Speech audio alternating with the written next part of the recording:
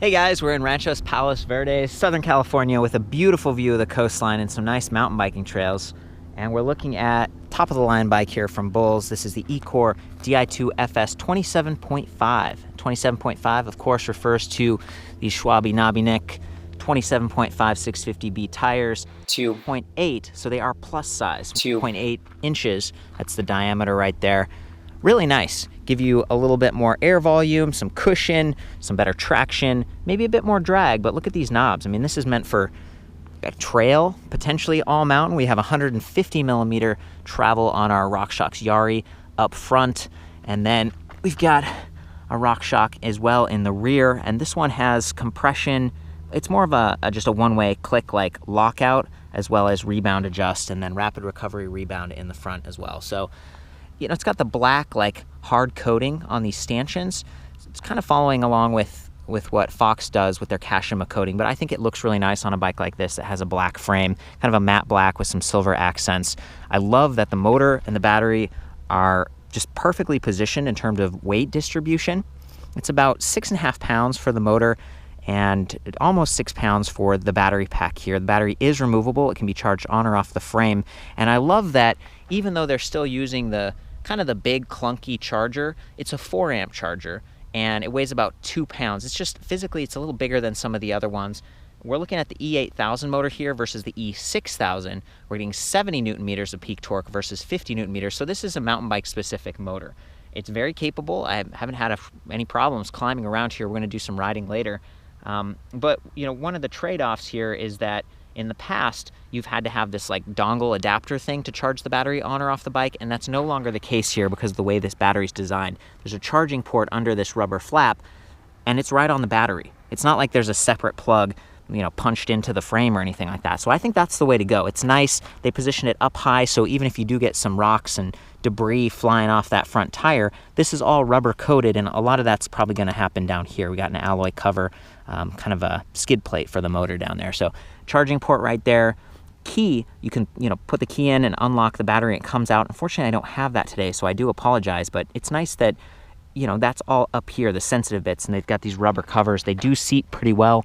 One of my complaints with some of the other Bulls electric bikes is that they have these charge port covers and maybe even the key covers for 2017 models that were right here, and they didn't always seat down, and then you've got rain and just stuff that could kind of get in there. This is all designed to be water resistant. You shouldn't have to worry about it too much. Yes, it's an electric bike. Electric assist, class 1, up to about 20 miles per hour. Of course, you can pedal beyond that if you want to. You know, we've got this traditionally sized chainring up front. So people who might be more familiar with Bosch, there's a smaller sprocket and it spins at 2.5 revolutions for every crank arm revolution. And some people say, oh, that reduction gear, yeah, sure, it's efficient and the motor can spin that gear faster and start and stop, and great, but you know, you're also getting some mechanical drag there if you're just pedaling or if you're trying to exceed the supported 20 miles per hour. Yeah, I think it's a valid point, but it's not something I really notice that much. I haven't had a problem going faster, pedaling faster on a Bosch powered bike, but it does produce a little bit more noise too with that gearbox. The Shimano E8000 also produces some noise, especially at higher RPM when you're in the higher levels of assist, but you've got that just standard chainring. You don't have to worry about some proprietary thing. And it's got this narrow wide tooth pattern to help give you some chain retention, reduce slip, and then this plastic guide. So, you know, if the rear suspension is actuating and there might be some change in pressure on that chain, it shouldn't be flopping around or falling off. That is a 38 tooth chainring, by the way. And in the back, we have 11 to 46 tooth. So great range on this 11-speed Shimano Deore XT. It does have the Shadow Plus clutch. It's that gray lever, and you can put it in the down position to kind of reduce some of the tension, and the derailleur would go forward a little bit easier and maybe make shifting smoother. But for riding off-road with bumpy terrain where you really want to have this exact shifting, I use it in the up position, and more electric bikes, even on-road electric bikes, some of the Speed Pedal X are going with that Shadow Plus. I see it all the time now. So anyway, 11 speeds, electronic shifting. So that's part of the reason that this bike is maybe priced higher. It does have some premium tires, nicer suspension, boost, meaning that the hub spacing is a little bit bigger, wider, so 110 millimeters up front versus 100. It gives you sturdier bracing angle on the spokes, 14 gauge up front, boost in the rear, 148 versus 135, 13 gauge spokes, so a little bit thicker. So the whole bike is really thoughtfully engineered, and this is very capable off-road. But I was talking about the price a second ago. So, we're looking at $59.99, so $6,000, but everything operates off of Shimano here. So we've got the trigger shifters on the right, and that's what's shifting your gears in the back, electronic shifting. And then we've got what appear to be trigger shifters on the left, and they function the same way. They click and everything. It's just those change your assist level or help you navigate this display panel. I'm going to get back to that in a minute. I want to touch on some of the other just highlights of this bike as I was exploring it before. It comes in 3 frame sizes. I'm on the medium frame size here, 49 centimeters. I've got all the measurements back at the site, just in case you want to know the standover height. A little bit of a sloped top tube right there, but reinforced near the seat tube. And I believe it's 30.9 millimeters. We do have RockShox reverb dropper with 100 millimeters of travel. And that's nice because it doesn't have like set points. It's not like there's 10 steps. You can set it wherever. And it feels really nice. It's got a lot of power. Here's the lever for it too. So from the right, you can press that or you can shift gears. Pretty clean cockpit. Compared to some of the other electric bikes that have bigger displays, or even like the Bosch Purion or the new Marquardt from Brose, they're over here. It's a little bit more, I don't know, just minimalist. I'm not sure I love it. There are some trade-offs. It's backlit and everything. You can see it. There's some colors when you change assist levels. But these buttons, you don't have like an extra button for controlling lights, which wouldn't be relevant in this case. You don't have extra buttons for like going through the different settings. You actually have to press this little tiny button on the bottom of the display, which means you have to take your hand off when riding, and that just doesn't make sense. So Velo locking ergonomic grips, Magura MT5 2-finger levers with adjustable reach. And the cool thing is you get MT5 quad piston calipers up front. So that's those 2 pistons right there. There's 4 in total coming from either side. And that gives you a little bit more surface area and maybe helps to give you the stopping power you'd want on downhill type of riding if you were using this for an all mountain ride. 180 millimeter disc brake rotor in the front, 180 in the rear, but this one has a dual piston instead of quad piston. So just a really big, one on each side again. 180 millimeters. Quick release on the rear, 12 millimeter through axle, 15 on the front, and it's a Maxle, so there's no quick release on the front. Just really sturdy. I'm not getting a lot of frame flex. Again, the weight's distributed really well, and because it's a black frame, the battery, the motor casing, the cables, everything blends in. I mean, it's a nice looking bike. Pretty mean. And I think the Shimano motor is one of the more compact. It also has a more traditional Q factor, 175 millimeters. So it's not like the pedals are out further. It's going to feel more like a regular bike in terms of like the hardware and where your body is. There's even provisions for adding a rear kickstand if you want to. As far as like the hardware, I'm all good with that. I like the pedal spacing, all that, the small motor, relatively lightweight, 53.2 pounds or something on this bike. So kind of what I'd expect for a full suspension with air and the plus size tires. They add a little bit of weight, size medium, and again, the hardware like the dropper post, but it's just kind of I don't know, the way the motor starts and stops is a little bit abrupt for me. It's not quite as smooth as like the Brose S Sport for 2018. It's similar in terms of like kind of power and noise to the Bosch CX motor, which offers 75 newton meters of torque and has that shift detection and stuff. This one, I was hoping that since it's electronic shifting and it's the same drive system from Shimano, Shimano controls your drivetrain and your motor. I was hoping, well, they'd know when you're shifting. They could ease off and give you some reduced wear on your drivetrain, but they don't seem to do that. There's no shift detection, so it was kind of a missed opportunity in my mind. But otherwise, a fun bike, definitely a beautiful one, and they even managed to squeeze on bottle cage bosses there on the down tube. So you imagine you're riding this bike out there. People might not know visually, but they're probably going to hear the motor, which we'll hear later. And actually, all these bikes, I got my buddies up there on a Bosch CX and a Brose S. We can compare the noises and stuff. I'm going to do a separate video, but this is not as quiet as it could be. The Shimano E6000 motor, that's the smaller, like around town motor that you see on like commuter bikes and stuff. Trek has some of them on their bikes.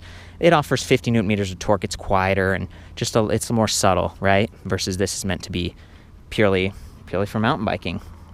Okay, I think we kind of covered everything here. There is a button right there. See that next to the little power chart? charge indicator. I think you have to press that to turn on the bike. So I just pressed it and it says Shimano Steps, and now it's booting up. So again, a little bit small compared to some of the other displays. Like, that's the trade-off. Like, you want to be minimalist and stealthy, but then you can't see it quite as well.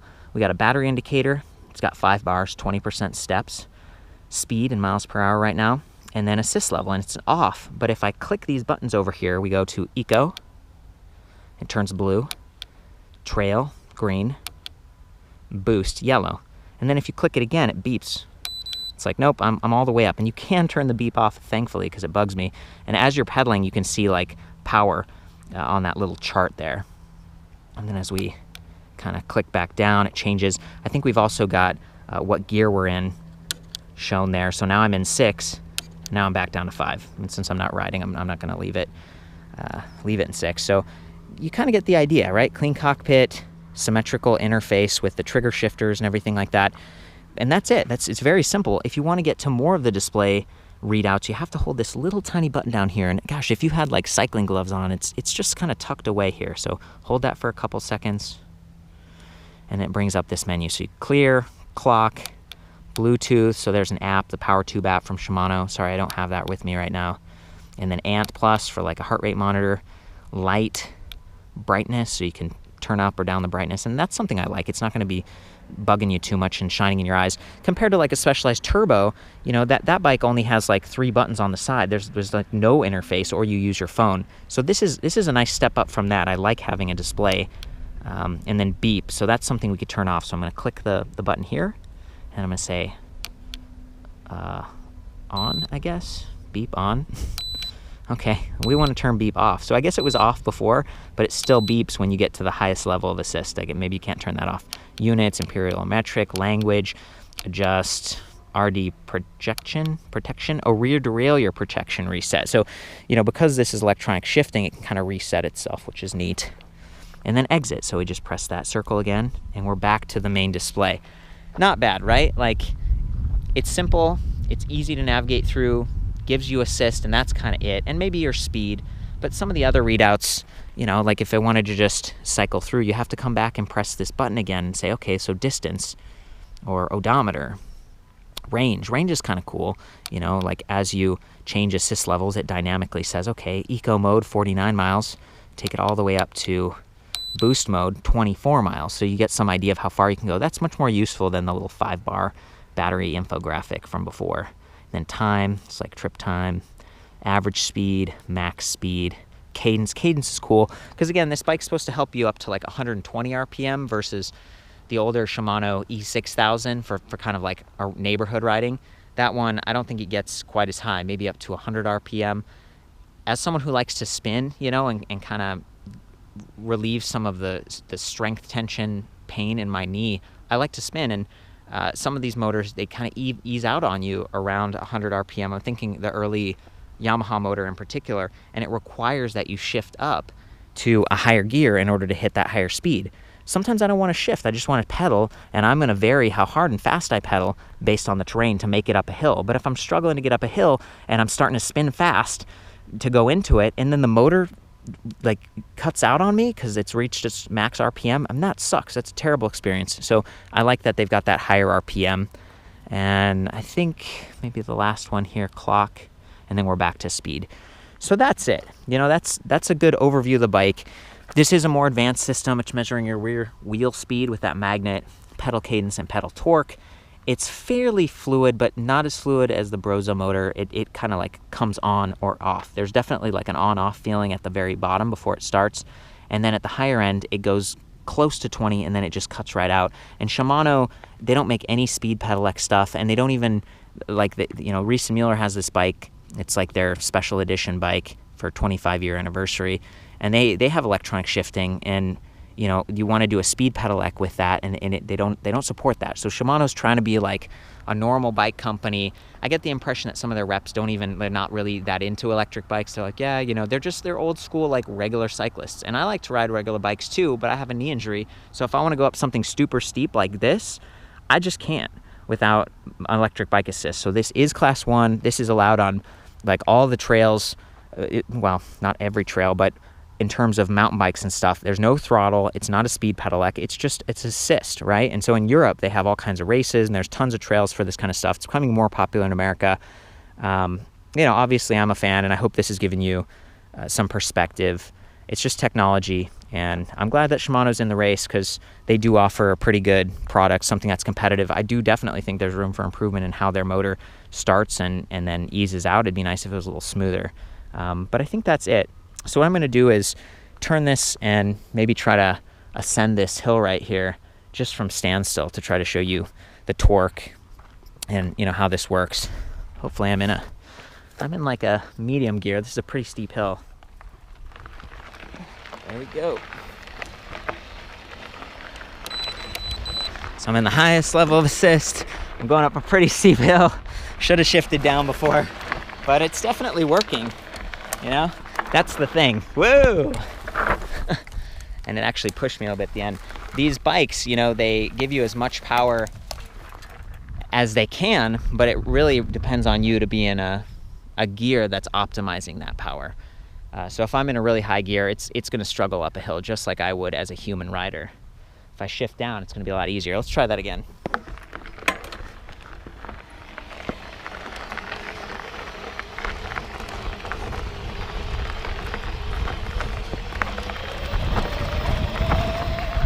There we go. Now it's smoothing out. I'm going to shift to a higher gear.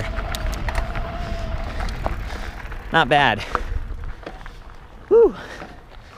We're on the side of a cliff face there, riding with one hand and a knee injury, and my knee's feeling fine. Like, it's nice to have that assistance. Definitely couldn't have done that without a little bit of help. I'm going to put the camera on the frame and just show some other angles so you can get a sense for how quickly it starts and stops, how it sounds at higher RPM, because right now we're in low RPM. And I might actually ride up this section over here too, just to do a couple more hand shots.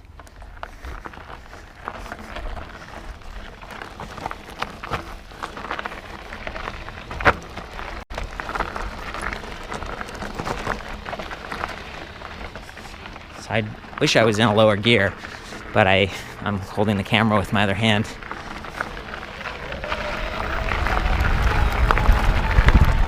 There we go. Very stable because of those plus size tires. Very comfortable because of the suspension. Yeah.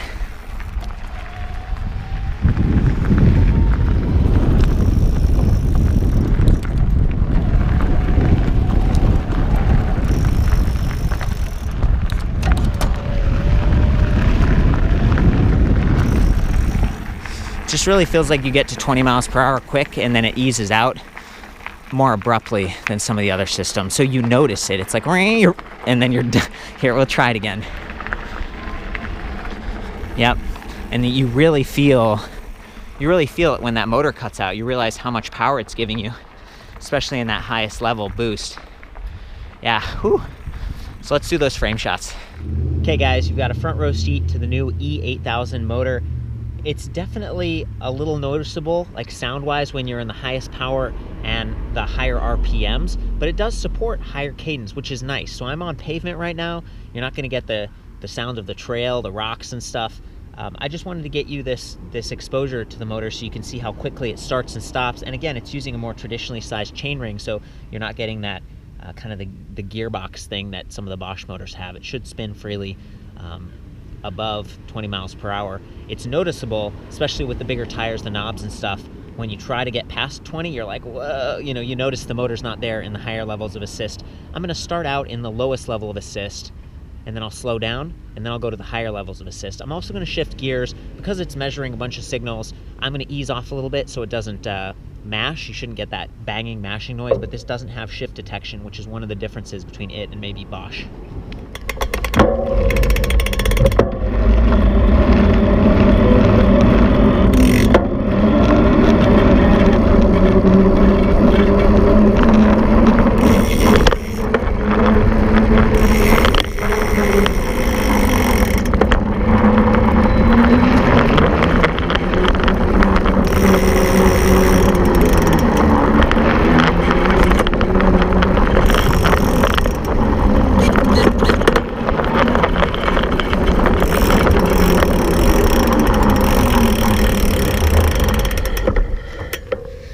so easy to reach that 20 miles per hour, especially because it's a little bit of a decline there. So you can hear it, right?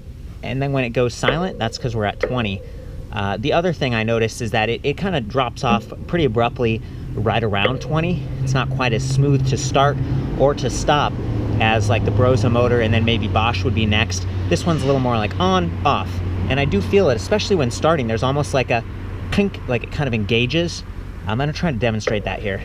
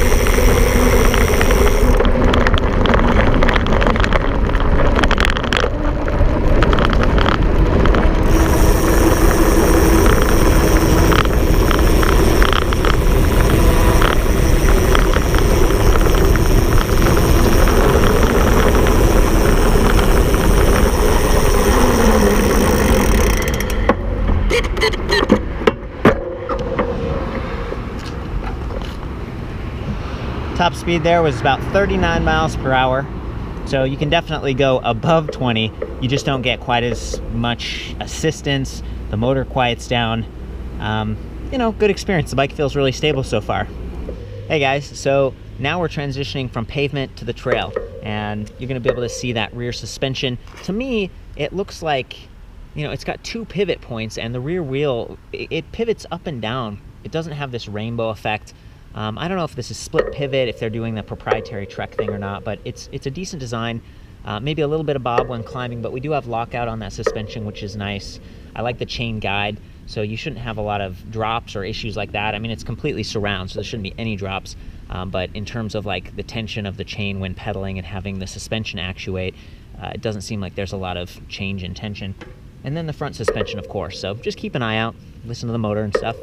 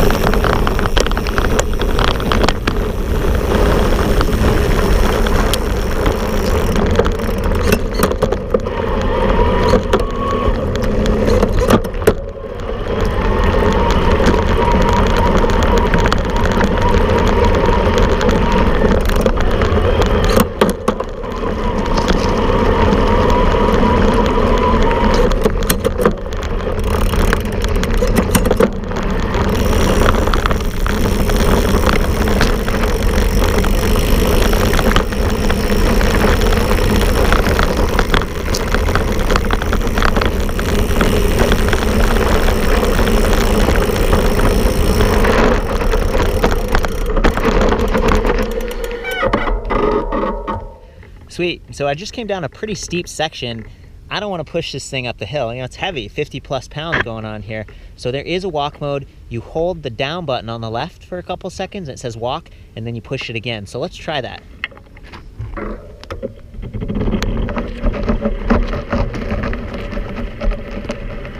Very nice. A lot less effort this way.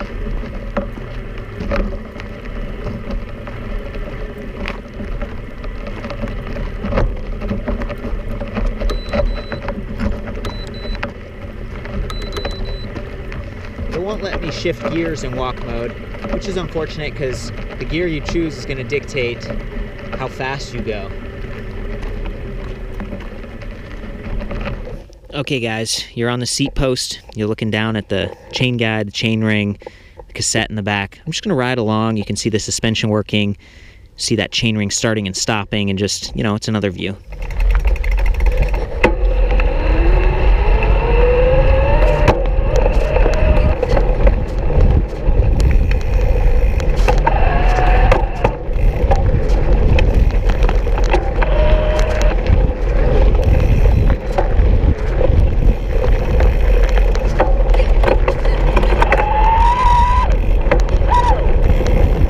shifters are cool because it does allow multi-shift if you hold down. It's quick, haven't had any problem with the gears catching, but this is a brand new bike.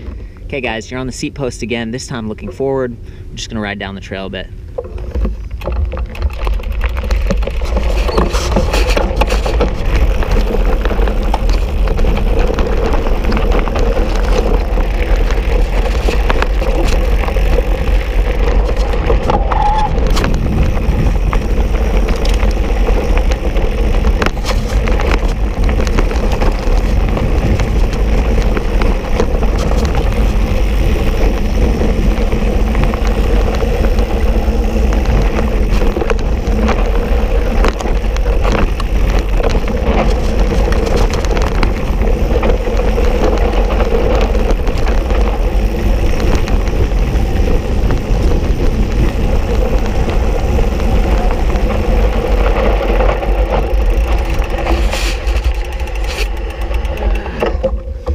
Having to squeeze those brakes a little bit extra there, just a really steep section. It felt good, you know, good float. The suspension's doing pretty well. I wanted to drop the seat post, but you guys are mounted to it, so kind of left that. Now I'm going to turn the bike around after I shift down a little bit and then pedal back up, and you know, then you might be able to hear the motor a little bit better.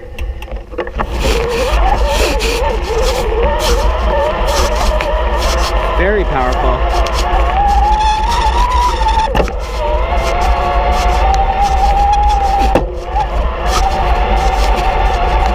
Struggling. It becomes more about balance than leg strength. And balancing is easier with an e-bike because you're not having to push quite as hard.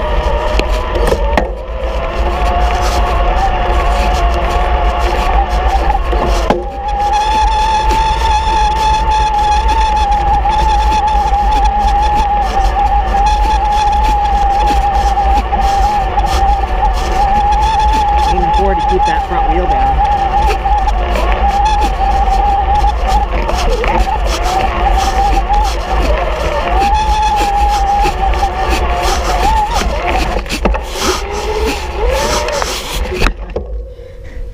Not hard to get that front wheel off the ground if you want to, but you know, there's a little bit of a delay, so doing like a wheelie, you kind of want to time it, you got to readjust. It's not quite instant, but it is pretty fast.